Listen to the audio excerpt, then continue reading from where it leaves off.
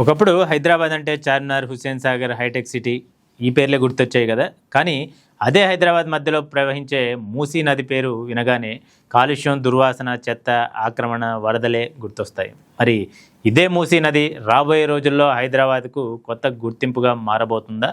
అంతర్జాతీయ ప్రమాణాలతో river front, వేల కోట్ల రూపాయల పెట్టుబడి, లక్ష క్యూసెక్కుల వరదనైనా తట్టుకునే డిజైన్, హైదరాబాద్ ముఖ చిత్రాన్నే మార్చేస్తామంటూ తెలంగాణ ప్రభుత్వం ఇప్పుడు కీలక నిర్ణయం తీసుకుంది. ఏళ్ల తరబడి ప్రతిపాదనలకే పరిమితమైన మూసీ ప్రాజెక్ట్ ఇప్పుడు మాత్రం ఫైళ్ల దశ దాటి అధికారిక ఉత్తర్వులతో అమలు దశలోకి అడుగుపెట్టింది.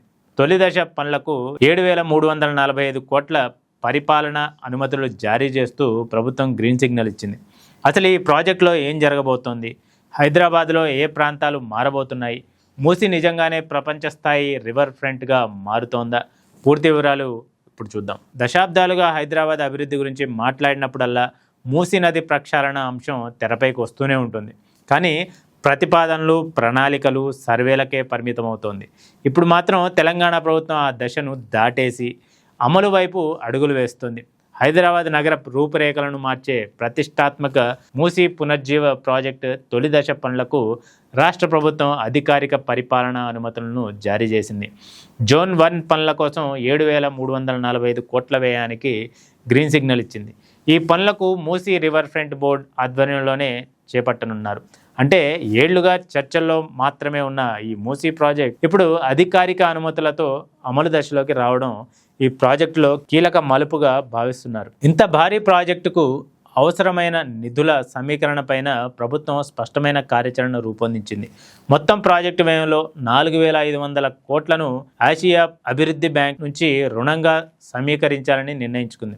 మిగిలిన 2,845 కోట్లను హెచ్ఎండిఏ లేదా టీజీఐఐసి ద్వారా సమీకరించేందుకు అనుమతులు ఇచ్చింది. అవసరమైతే మూసీ రివర్ ఫ్రంట్ పరిధిలోని ప్రభుత్వ భూములను లీజుకి ఇవ్వడం లేదా విక్రయించడం ద్వారా కూడా అదనపు నిధులు సమీకరించే అవకాశాలను పరిశీలిస్తోంది. అంటే ప్రాజెక్టు కోసం కేవలం ప్రకటనలే కాదు, ఆర్థిక ప్రణాళికకు కూడా ప్రభుత్వం సిద్ధం చేసినట్లు స్పష్టమవుతోంది. మొత్తం మూసీ కారిడార్ అభివృద్ధి 55 కిలోమీటర్ల మేర జరుగుతోంది. అయితే తొలి దశలోనే అత్యంత కీలకమైన 21 కిలోమీటర్ల ప్రాంతాన్ని అభివృద్ధి చేయాలని ప్రభుత్వం నిర్ణయించింది. జోన్ 1ఏలో హిమాయత్ సాగర్ నుంచి బాపుఘాట్ వరకు 9.2 కిలోమీటర్లను 3,104 కోట్లతో అభివృద్ధి చేయనున్నారు.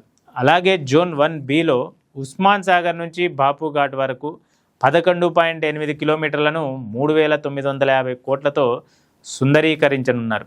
నది ఒడ్డున విశాలమైన వాక్వేలు, సైక్లింగ్ ట్రాకులు, గ్రీన్ బెల్ట్లు, ఆధునిక ల్యాండ్స్కేపింగ్, ప్రజలు విశ్రాంతిగా గడిపే రివర్ ఫ్రంట్ స్పేస్లు, పర్యాటకులను ఆకట్టుకునే ఆధునిక అభివృద్ధి పనులు చేపట్టాలని ప్రభుత్వం ప్రణాళిక రూపొందించింది.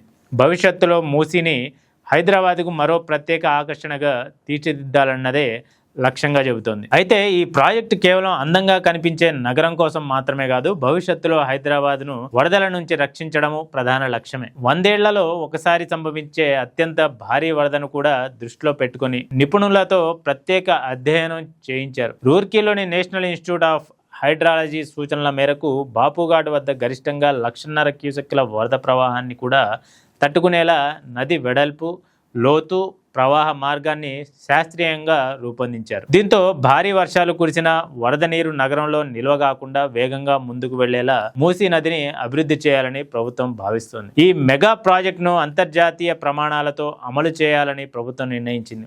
అయితే ఇంజనీరింగ్, ప్రొక్యూర్మెంట్, కన్స్ట్రక్షన్ విధానంలో అంతర్జాతీయ సంస్థల ద్వారా పనులు చేపట్టాలని భావిస్తోంది. ప్రాజెక్టు మేనేజ్మెంట్ కన్సల్టెన్సీ నియామకానికి కూడా ప్రభుత్వం అనుమతి ఇచ్చింది.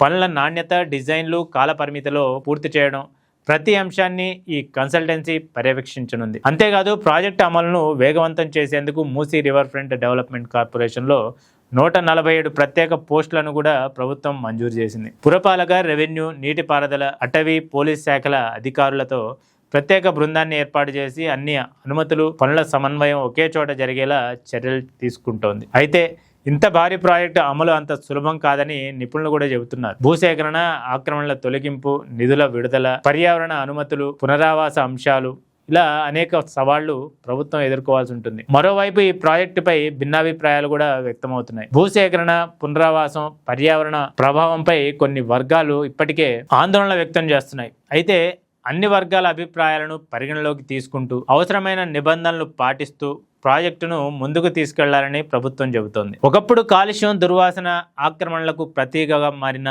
మూసి ఇకపై హైదరాబాద్ అందానికి ప్రతీకగా మారుతోందా? వేల కోట్ల రూపాయల ఈ మెగా ప్రాజెక్టు నిజంగానే నగర ముఖ చిత్రాన్ని మార్చేస్తోందా, లేక గతంలో ప్రకటించిన అనేక ప్రాజెక్టులాగే ఆలస్యాల బాట పడుతోందా? ప్రస్తుతం అయితే అధికారిక ఉత్తర్వులు జారీ అయ్యాయి. నిధుల సమీకరణకు మార్గం సుగమమైంది. తొలి దశ పనులకు గ్రీన్ సిగ్నల్ కూడా లభించింది. ఇప్పుడు అందరి దృష్టి ఒక్క విషయంపైనే ఉంది. కాగితాలపై మొదలైన ఈ ప్రాజెక్ట్ గ్రౌండ్పై అదే వేగంతో ముందుకు సాగుతోందా? నిజంగానే మూసీకి కొత్త లుక్ తీసుకొచ్చి భాగ్యనగర ముఖ చిత్రాన్ని మార్చేస్తోందా అనే ప్రశ్నలకు సమాధానం రాబోయే రోజుల్లో పనుల పురోగతే చెప్పనుంది. మరి ఇది ఇవాల్టి special story. This is Riyaz signing off.